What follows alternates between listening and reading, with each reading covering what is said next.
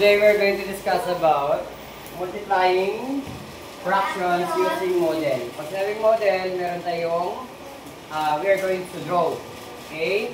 Mag-draw po tayo. Okay? Okay. Okay. So for example, 1/2 multiply to 2/3. Okay? So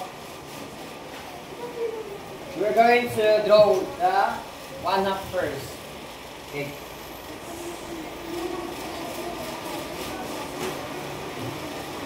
Yan. So, gawa tayo ng box. And then, paano ito yung drawing? How to draw the 1/2? Ilang hati? Ano nakikita sa baba?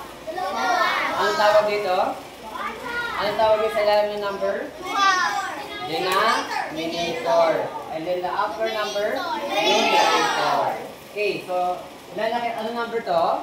2. Ibig sabihin, itong boxes, itong box ay hatiin natin sa ilang piraso? Dalawa. Okay? So, hati natin ng dalawa. 1, 2. Ito na po yung kasawa. Then, mag-shade tayo, no? Pwede kayo gumamit ng Crayola or ibang ball pen para mag-visualize nyo. Okay, next. Ito na yung 1/2. Tama? Then, 2/3. Ilang hati dapat gagawin natin? 3. Okay? So, dito naman tayo sa side. Tapos dito. Yan. Okay, medyo hindi pantay. Medyo malaki. Okay, so imagine nyo lang, patay-patay sila. Okay, so ilan daw po ang shaded part na ito? 2. Ilan? Ilan ang shaded part? 2. So mag-shade tayo ng dalawa. Shade natin ito.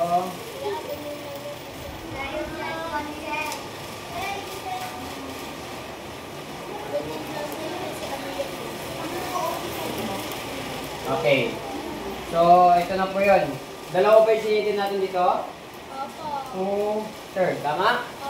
Okay.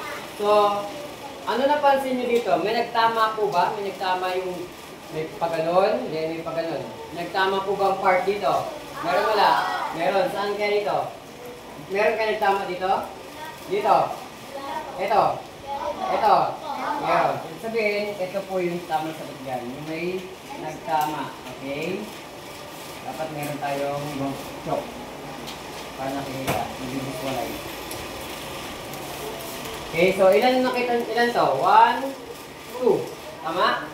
Dalawa po ba? 1, 2. Ibig sabihin, parang ganito na yun. 1 times 2, 2. Okay, ito po yun. 1, 2. Tignan po ba? Next. Then, ilan ang lahat ng pagkakahati? Ilan pagkakahati ito? 6. Bilangin natin po ito ay, halimbawa, ito ay brownies. 1, 2, 3, 4, 5, 6. Ibig sabihin, 6. Natindihan po ba? Ganun lang po kasimple. Nag-gets po ba? Now, we're going to reduce it to lowest term. Malaki pa ba itong 2/6? 2/6? Malaki? Pwede ba natin palitin to? Yes or no? Pwede hindi? Pwede natin palitin? Pwede. Okay, mag-isip tayo ng number na pwede pan-divide both numerator and denominator.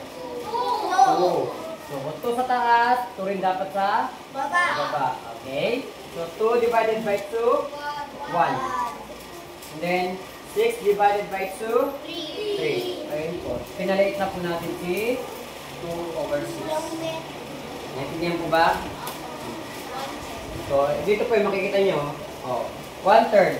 1, 2, 3. Okay? Pansinin nyo nak, no? Ito, para silang ganito na. So, ayan. 3 ganyan.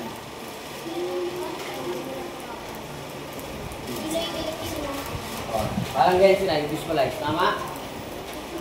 Naintindihan po ba? 1, 2, 3, 4, 5, 6.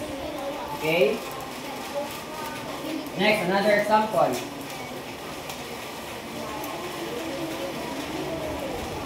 Okay, another example for number 2.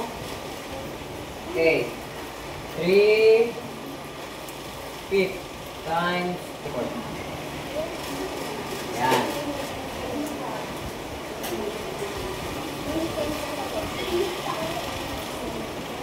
Okay.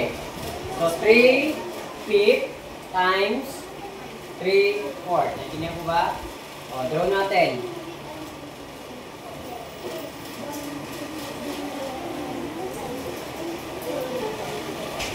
Okay, imagine nyo, pantay siya. Okay. So, meron tayong, anong shape kaya siya? Rectangle. Tama? Okay.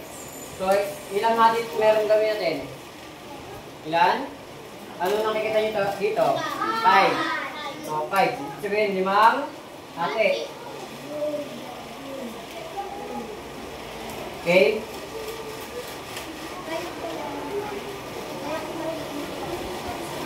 Okay, 5 na po ba yan? 1, 2, 3, 4, 5. Ilan daw shade? Ilang shaded part? Ilan? 3. Shade natin to. 3. Tama po ba? 3? Okay. Next. Ito naman, 3, 4. O, ilang hati gagawin natin? 4. Okay, natin natin dito na. Then, hati. 1, 2, 3, 4.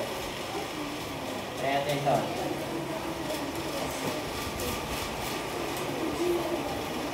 Okay.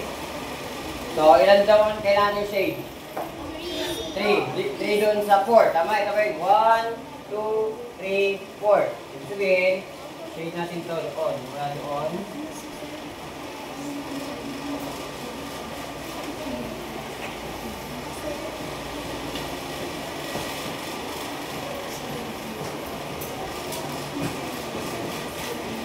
Okay. Saan dyan yung may nagtama? Saan dyan? Turo mo anak. Okay.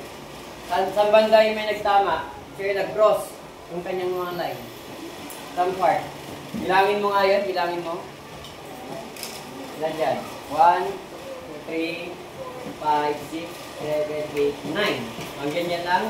Okay, very good. Yan, magiging 9. Ito po rin ako. Hanggang dito lang po. Yan. Yan. Hanggang dito.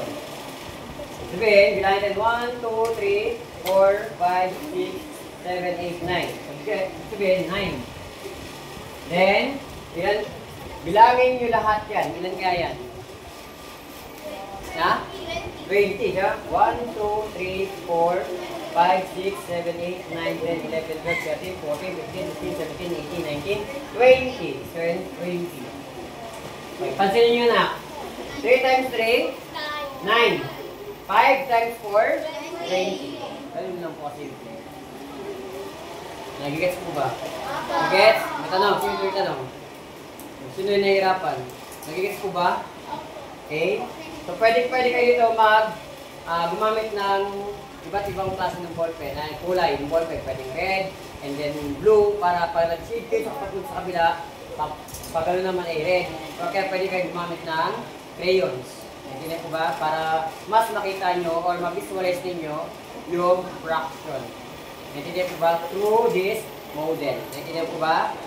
Okay? So, unang tanong, let's answer the exercises.